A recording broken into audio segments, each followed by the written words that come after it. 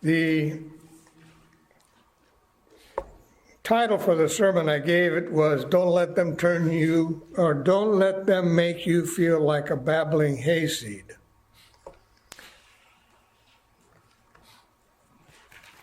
Well,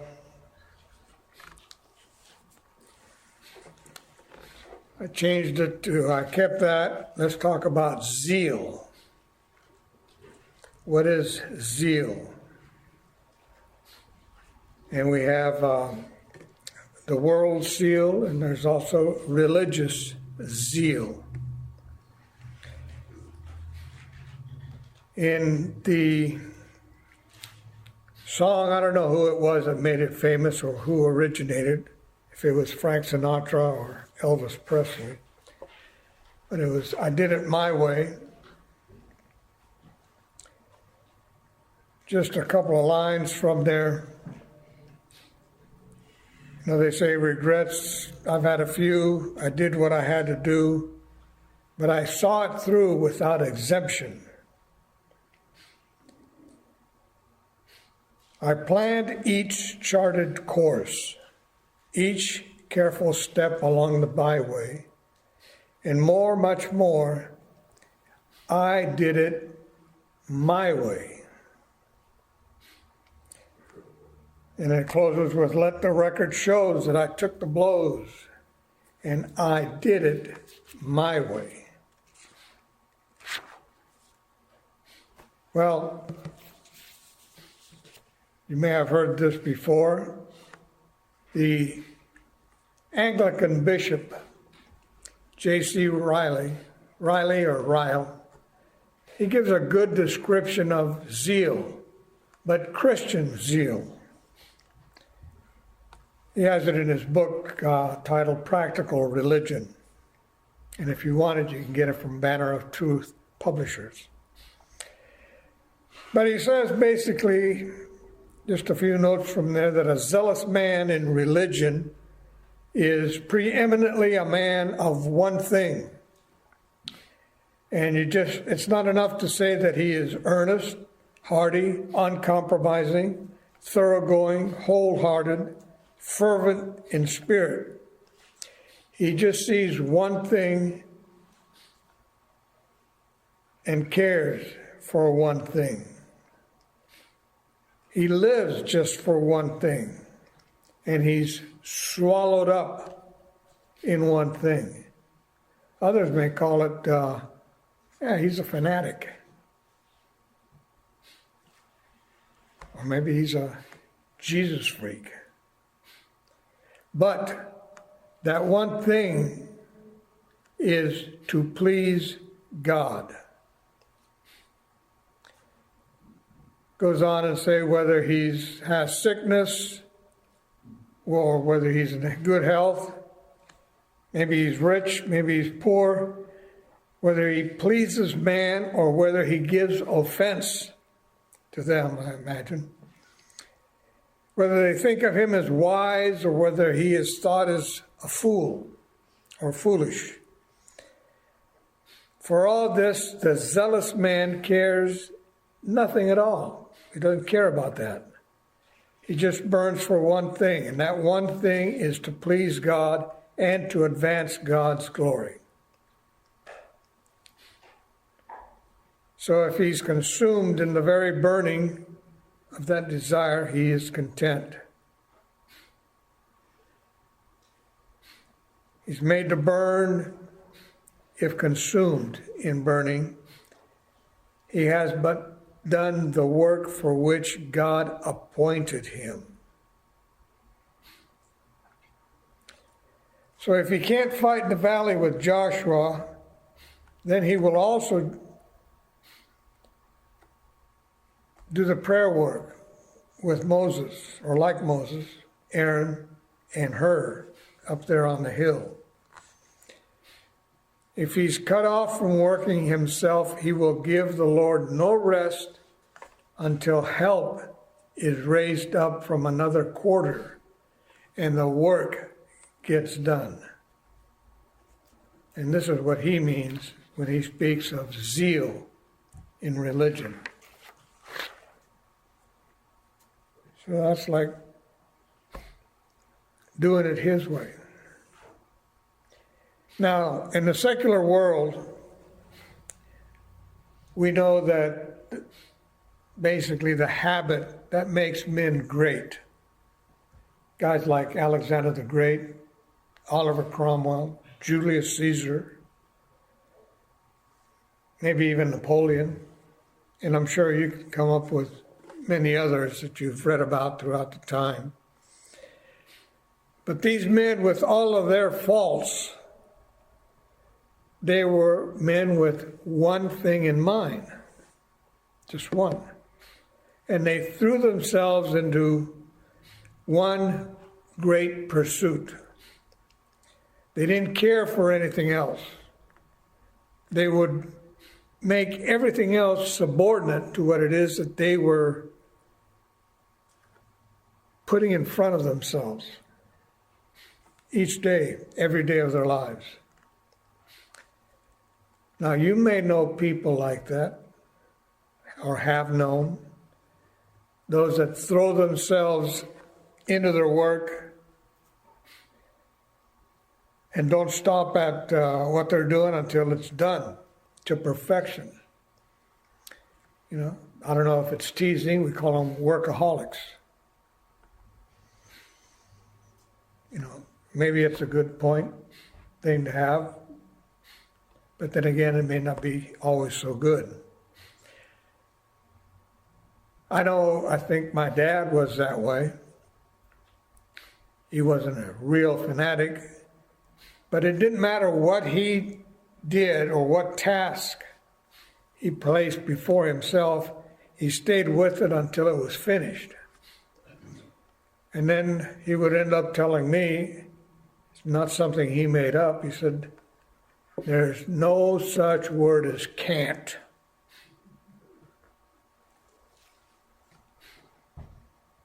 You just try and keep doing. Well, I think that Paul was like that.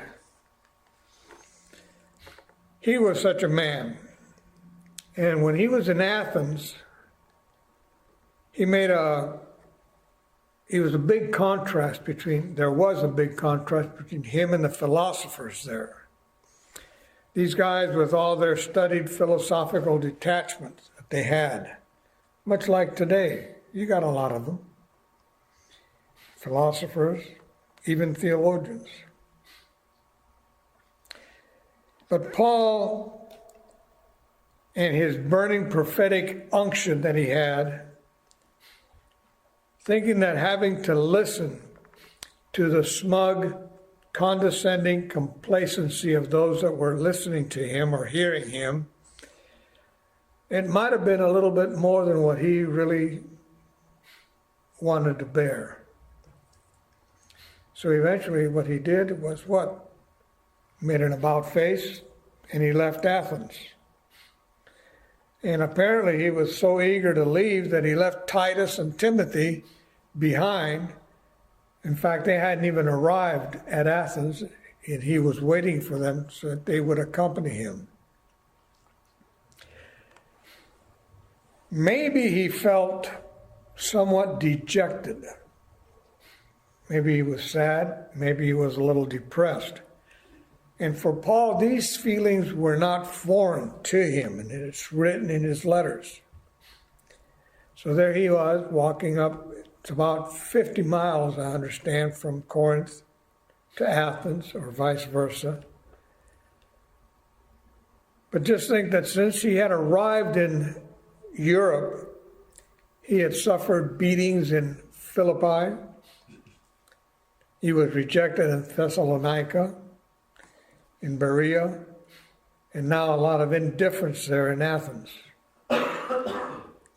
So he's walking alone on that route up to Corinth.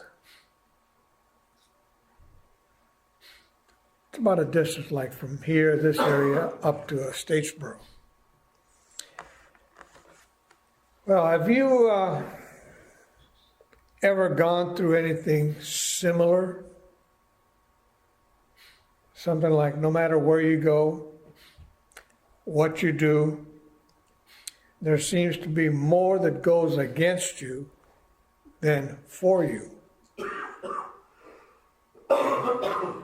You know, it doesn't matter, in a sense, how well you do your job, or how good you are at your job, how well you perform.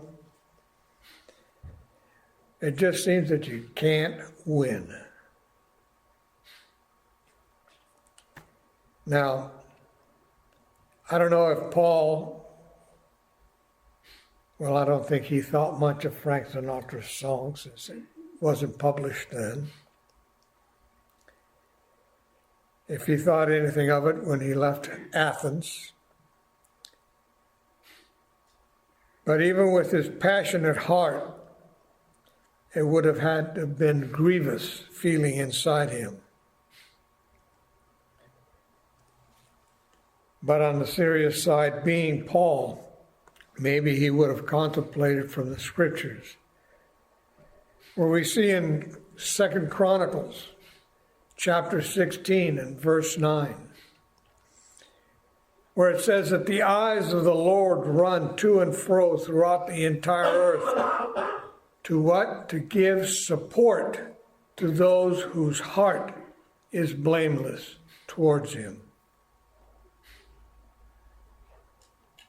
Now, we often set our hopes on things of this world.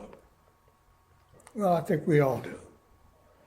Sometimes too much so. I know I do and have.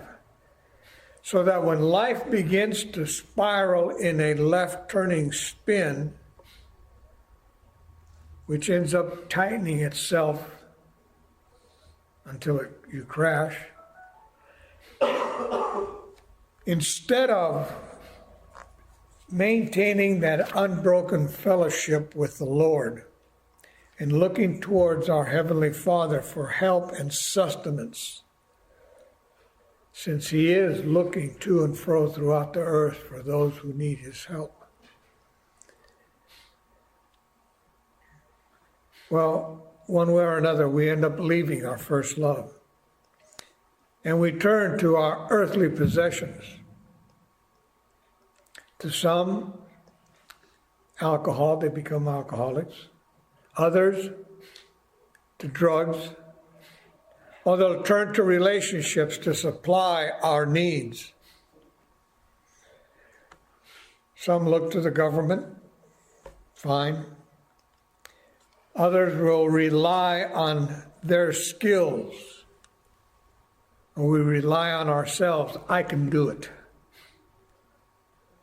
Our education, maybe even our personality. Well, maybe to a point that's okay. But after we have exhausted all the natural worldly avenues of hope, that's when we finally resort to what we should have done at the very, very beginning. And that is look to the Lord. Down on our knees. And I mean sometimes physically, not just rhetorically saying that. Physically getting down on your knees. Get down on your face. And call Him. Well, Paul, he was no different than you or me. After his encounter there in Athens with all the philosophers, and you can read that in Acts chapter 17, verses 16 through 34. He heads up to Corinth, and as I said, he was probably dejected. In verses 32 and 33 of Acts 17, when he was discussing had his debate, his talk with the philosophers there in Athens, all the erudite. The whole thing ends by saying, when they heard of the resurrection of the dead, or from the dead, he's talking to them about Christ, some of them mocked him. Some translations will say some laughed. But then others said, we will hear you again about this. In other words, okay, pal, that's fine, everything you say. We'll talk at you a little later. That's a nice way of saying, get lost. Then it goes on and says that Paul went out from their midst. Well, he wasn't called a hayseed or some nut, but it was implied. Or I think of it, and I could read it as being implied. Nobody wants to be called or implied that they're a hillbilly, a hayseed, some country bumpkin, some dumb cowboy. But from the beginning of chapter 2 of 1 Corinthians, we do get a fair to middling idea of how maybe he felt by the time he got to Corinth. When I came to you, brethren, I did not come with superiority of speech or of wisdom, proclaiming to you the testimony of God. For I determined to know nothing among you except Jesus Christ.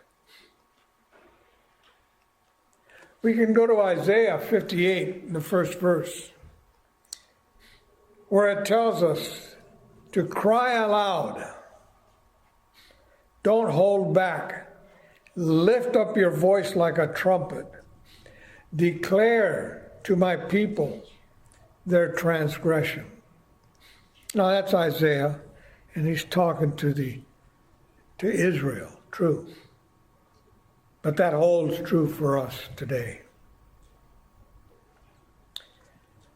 Well, the Corinthian church was apparently having problems. It was divided, or going through some divisions. And one of the issues was a dispute over what kind of a preacher should fill their pulpit and which former minister, had contributed the most to their church. Now, in the first chapter, just before you get to the second chapter, that's all continuous. In verse 11 through 16, Paul says that it has been reported to me by Chloe's people that there is quarreling among you, my brothers. What I mean is that each one of you says, hey, I'm going to ad-lib a little bit. Hey, I follow Paul. Or I follow Apollos.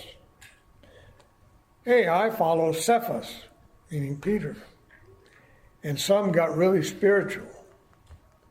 Well, I follow Christ. You hear that these days too.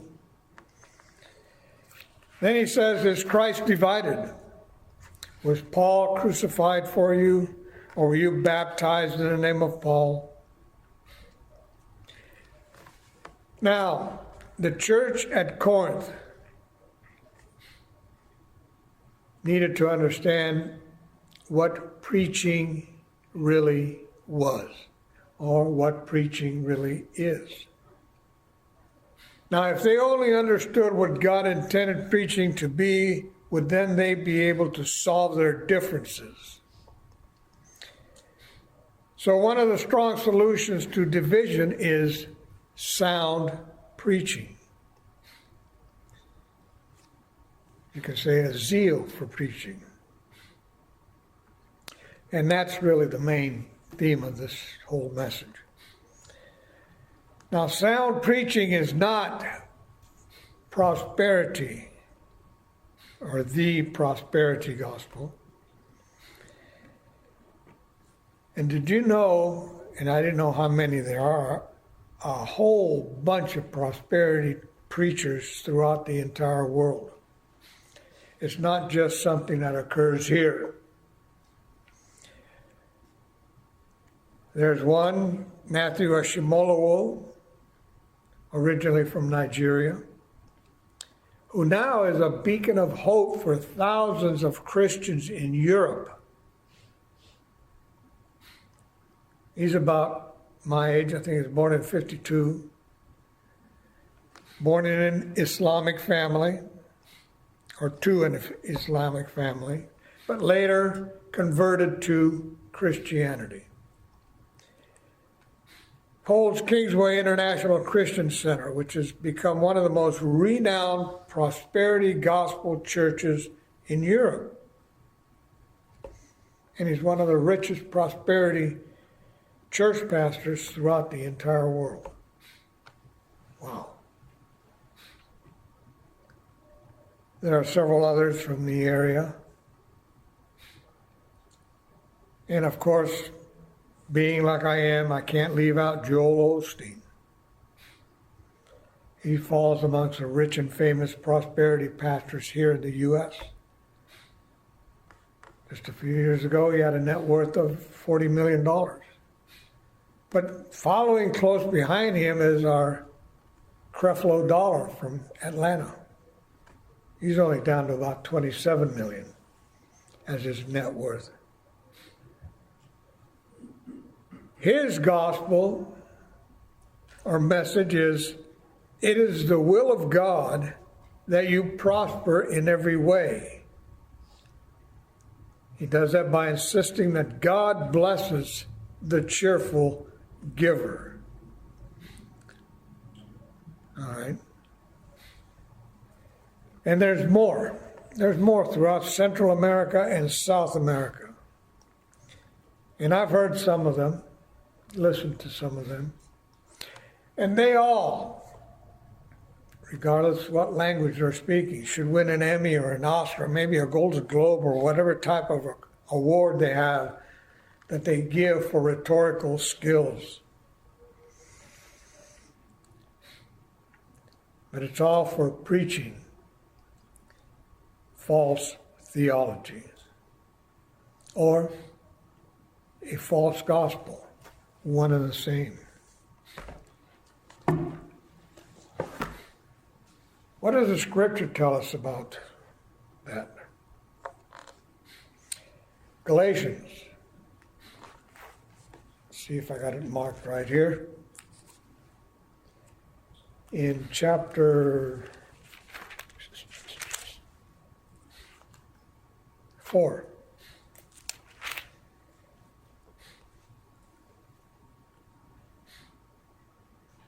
Let's start with verse 6. Chapter 1, Galatians, verse 6. I am astonished that you so quickly, deserting him who called you in the face of Christ, and are turning to a different gospel. Not that there is another one, but there are some who trouble you and want to distort the gospel of Christ. But even if we or an angel from heaven should preach to you a gospel contrary to the one we preach to you, let him be accursed. Anathema. I don't know which translation has it. Be damned. Same thing. As we have said before, so now I say again, if anyone is preaching to you a gospel contrary to the one you received, let him be accursed.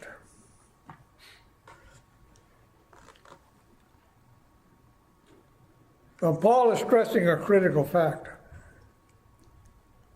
Preaching is not necessarily to be eloquent or to use any human wisdom or philosophy with superiority,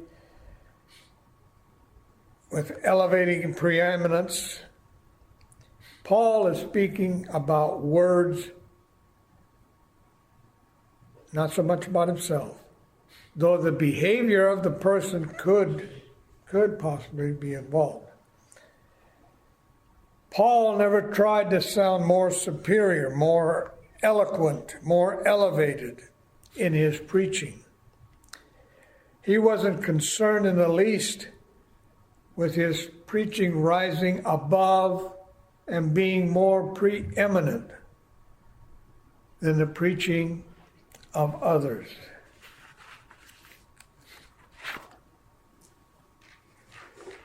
He faced the same kind of situation that we face today. And actually the same kind of situation that every generation of believer has faced. A world that stresses the philosophy of humanism. Now the world, no matter what generation, it is constantly seeking more and more wisdom, education, science, technology, etc. Maybe new and novel ideas. In particularly, ideas dealing with reality and truth. Now, a lot of these pursuits are fine. They're worthwhile. They're essential for man's welfare.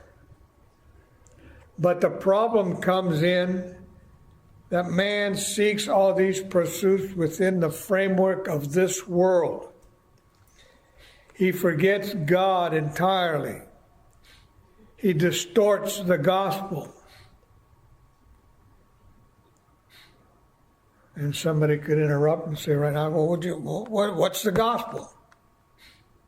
God so loved the world that he gave his only begotten Son, that whoever believes in him will not perish, but have everlasting life. That Jesus Christ, his only begotten, one-of-a-kind Son, is God incarnate. He died to pay the punishment that we need to pay. Or is it that God so loved the world that he gave his only begotten Son so that whoever believes in him can go out and name it and claim it and give all his money to the preacher and they can have their Gulfstream 7 and you can maybe live in your $14 million home in someplace in the bayous of New Orleans. You can look that up and see who lives down there, or used to anyway.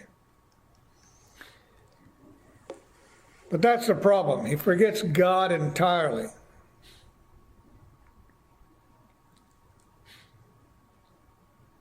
And they say that that is really the only real truth that the world says it is.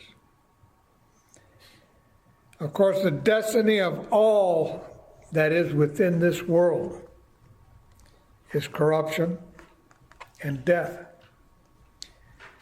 There is no fulfilling foundation, no preeminency to anything in this world. Everything here is going to be unfulfilling within itself. Have you ever done anything? Man, boy, that's it. I've reached the max. I'm fulfilled. I can quit now. I've done it my way and I'm set. No, because it's all going to pass away. It's going to cease to exist. Maybe I can tie this in. I've heard it before. Denzel Washington made the comment one time talking to someone, and he says, you never see a U-Haul trailer behind the hearse when it goes to the cemetery.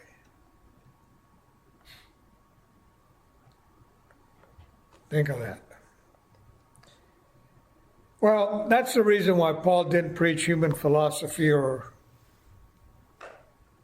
wisdom of this world. He wasn't concerned with sounding like a philosopher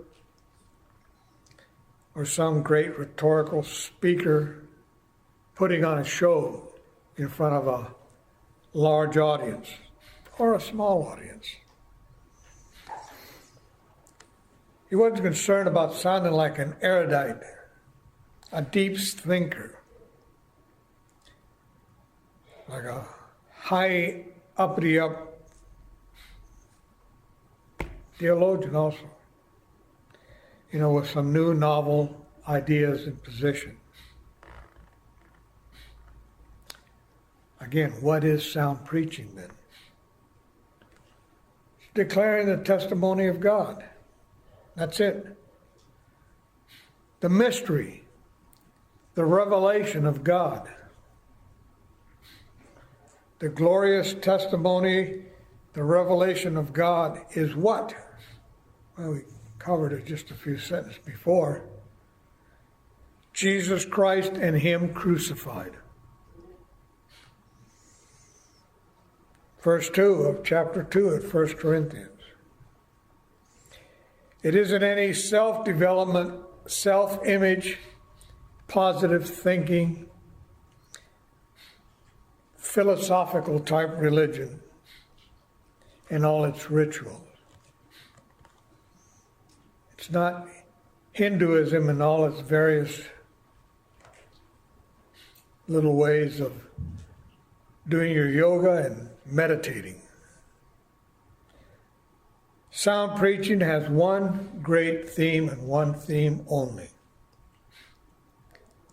Jesus Christ and Him crucified. So when Paul says, I determined, I have decided, I have made a decision. Paul is saying he made a deliberate decision, a strong determination to preach only Jesus Christ and Him crucified. His theme, his message was Jesus Christ, His person as the Son of God, who was what? Made unto us wisdom and righteousness and sanctification and redemption.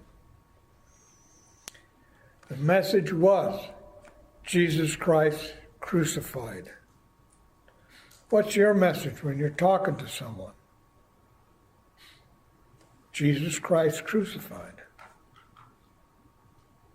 Simple.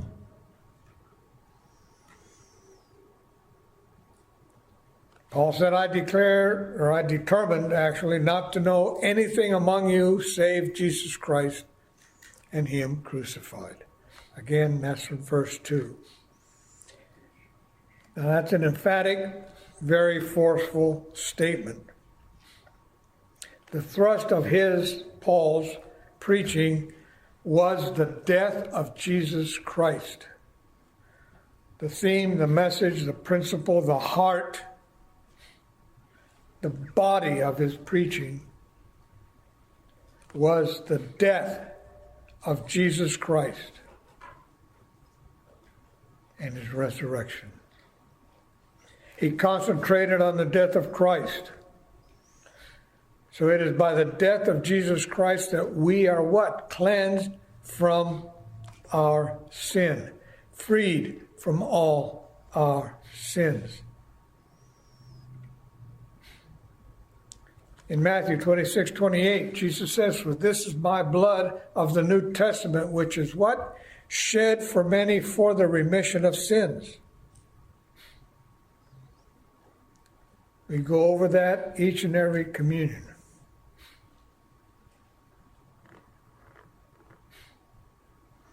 John the Baptist in 1 John 29. As he looked up and he sees Jesus coming to him and he says, what? Behold the Lamb of God who takes away the sins of the world.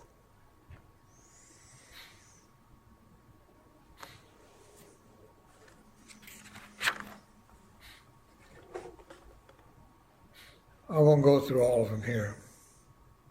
You'll find it in Hebrews 9, Hebrews 9:28, verse 26. 1 Peter 2, verse 24.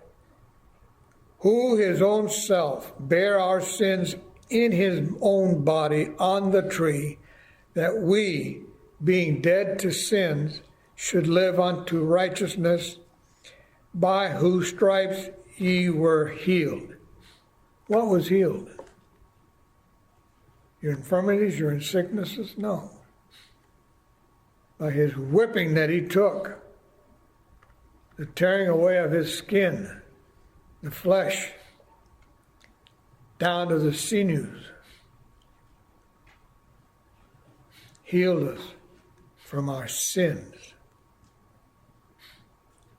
What he suffered,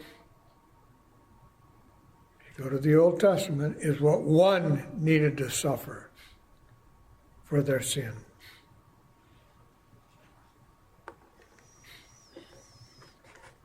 If we walk in the light as he is in the light, we have fellowship with one another, and the blood of Jesus Christ, his Son, cleanses us from all our sin. We can go on and on.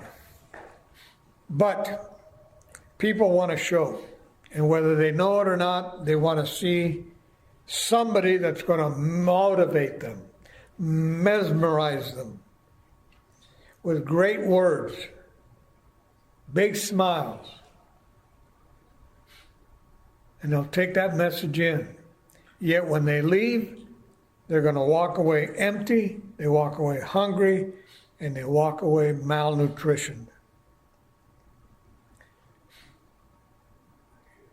Jesus, when he asked Peter 3 times, "Do you love me?"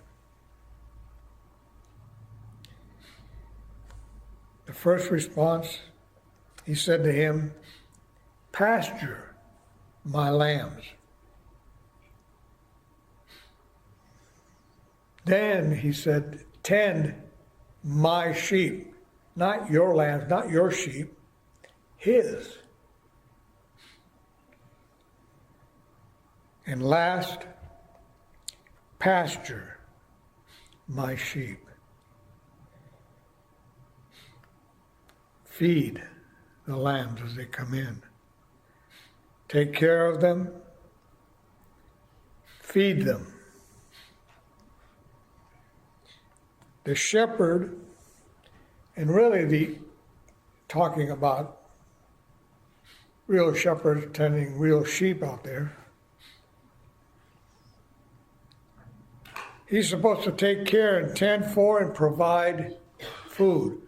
The shepherd here, who is really nothing but an under shepherd, as one pastor said one day, is to provide spiritual food for God's people.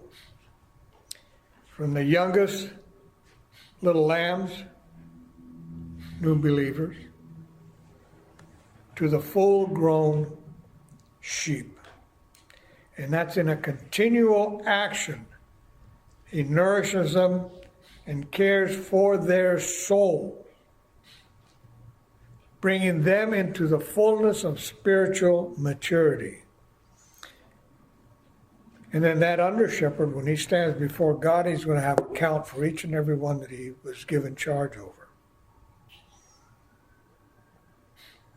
So the task that was set before Peter and every other shepherd, whether it's a pastor of a local congregation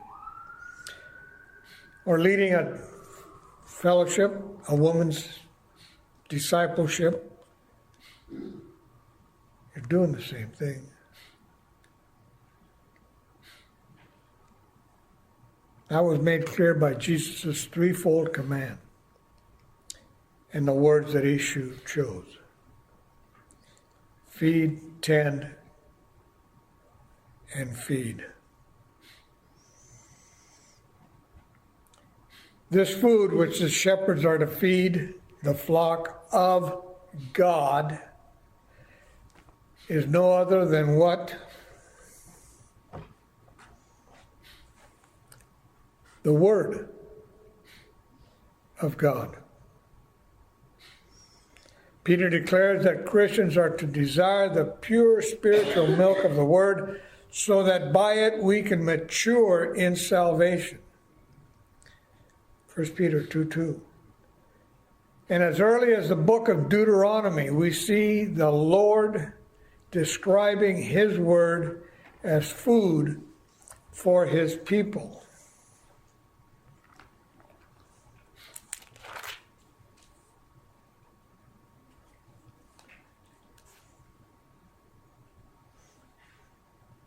As Moses is talking to them, to the Israelites, the Hebrews then. In verse 3, chapter 8, he says that He humbled you, talking that He humbled them and then He fed them with manna. Let you hunger, then He fed you with manna, which you did not know, nor did your fathers know, that He might make you know that man does not live by bread alone, but man lives by every word that comes from the mouth of the Lord.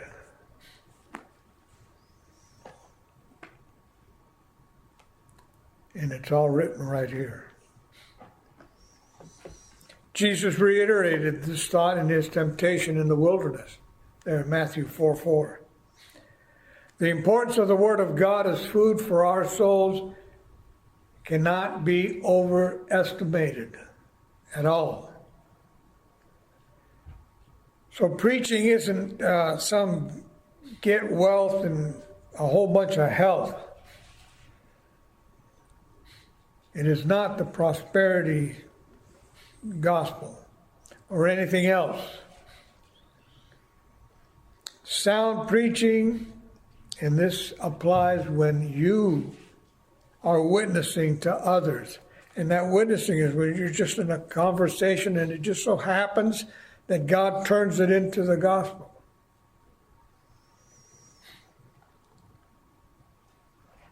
When you're sharing with them the good news of salvation,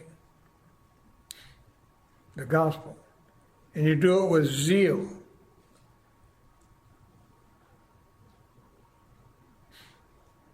Just like Paul did when he spoke of Jesus Christ and Him crucified.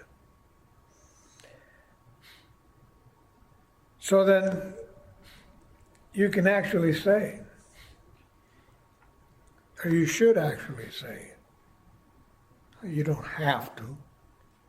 I would encourage all, maybe the Spirit will encourage you, to say like Paul, what he writes in Romans 1:16 and 17, saying, I'm not ashamed of the gospel, because it is the power of God for salvation to everyone who believes, to the Jew first, and then to the Greek.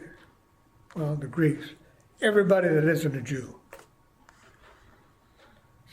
For in it the righteousness of God is revealed from faith to faith. And he says, as it is written. Who wrote it? Habakkuk, like we got out there on the sign. The righteous shall live by faith. Some say by his faith. All right, Paul, before you close, though, there's nobody righteous. Well, I'll beg to differ with you.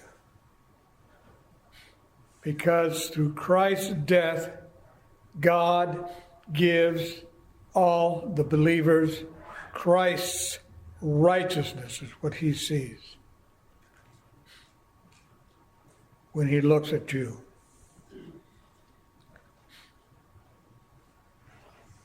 That righteousness of Christ is given to each and everyone who believes.